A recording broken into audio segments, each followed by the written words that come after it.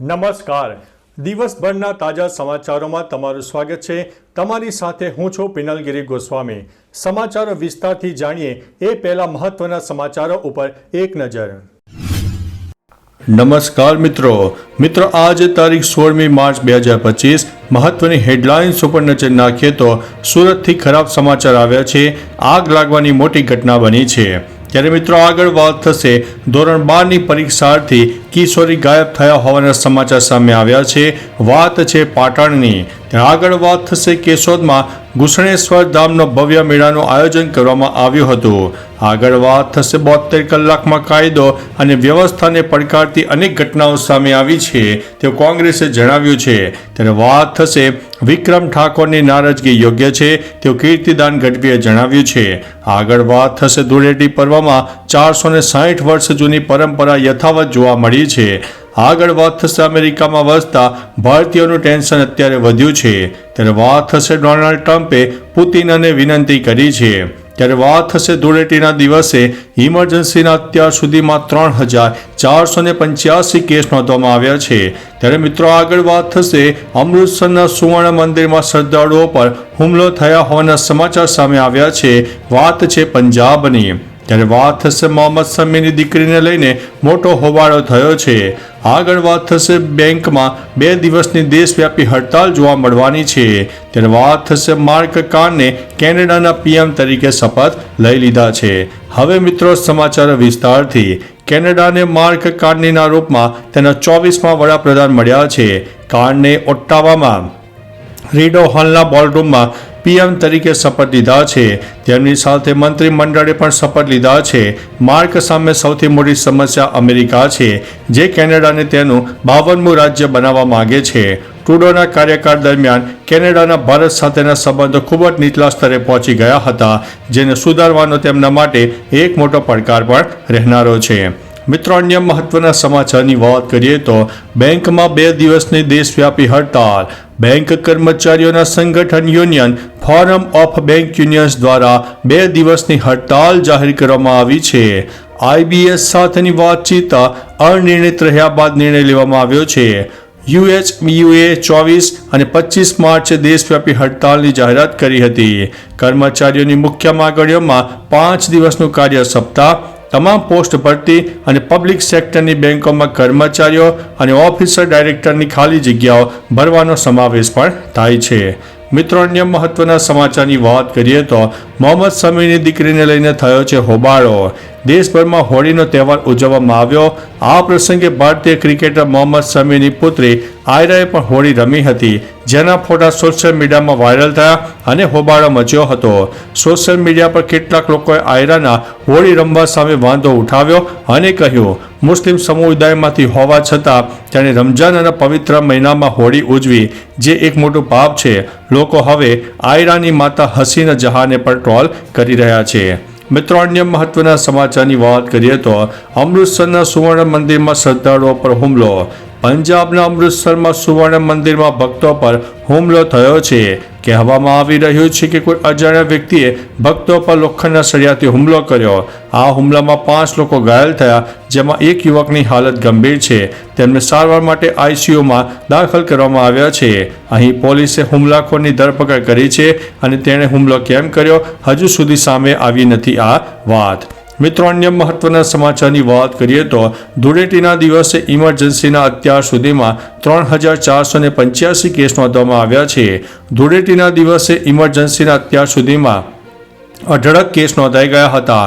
હોળી અને ધૂળેટીના તહેવારોને લઈને પોલીસ અને આરોગ્ય કર્મચારીઓ સજ્જ હતા.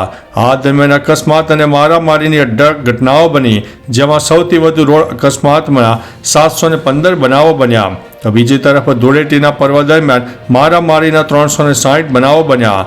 અમદાવાદ શહેરમાં સૌથી વધુ 95 અકસ્માતની ઘટનાઓ બની ચૂકી છે.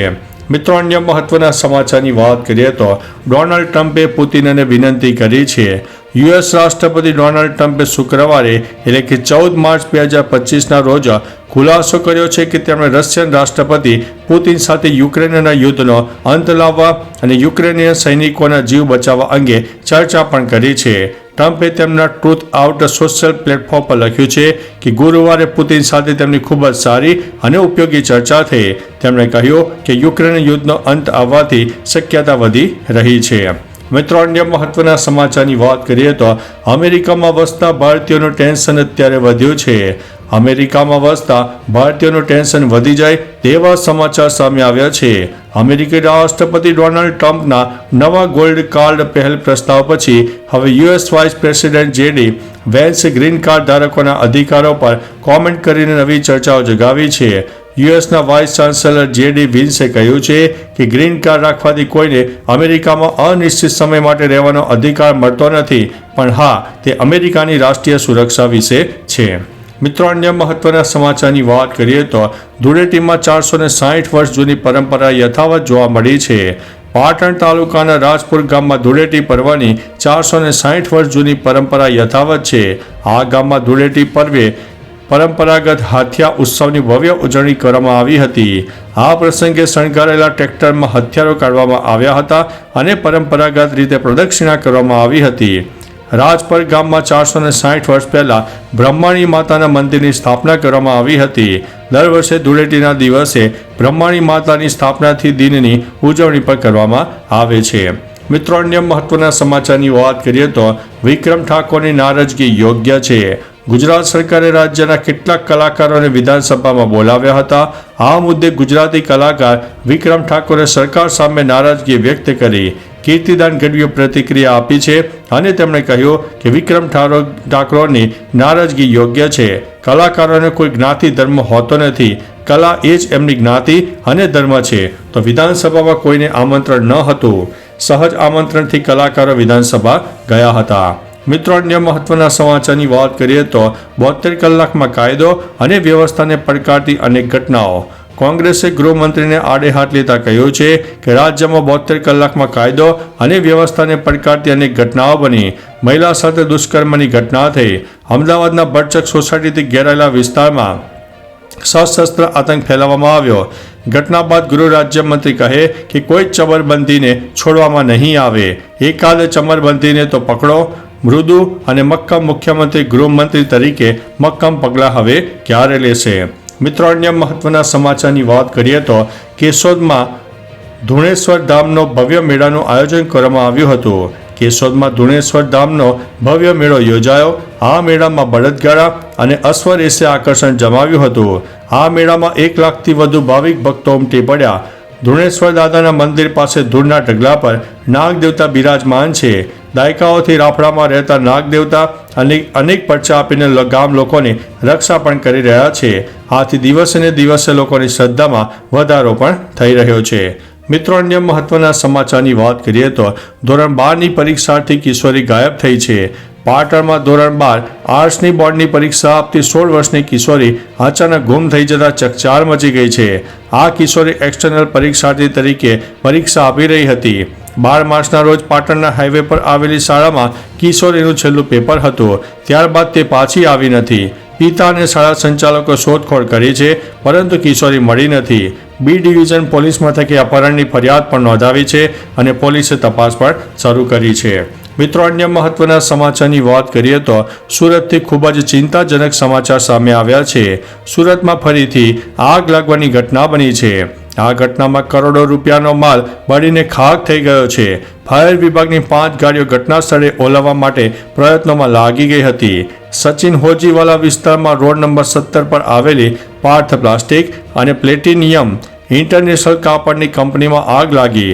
ડીપીમાં બ્લાસ્ટથી શોર્ટ સર્કિટ થતાં આ આગ વધુ પ્રસરી હતી, જેમાં 10 કિલોમીટર સુધી ધુમાડાના ગોટે ગોટા પણ દેખાયા હતા. તો ચાલો મિત્રો, ફરીથી દેશ અને દુનિયાના સુપરફાસ્ટ સમાચાર લઈને મળતા રહીશો. ત્યાં સુધી અમને રજા આપશો. નમસ્તે.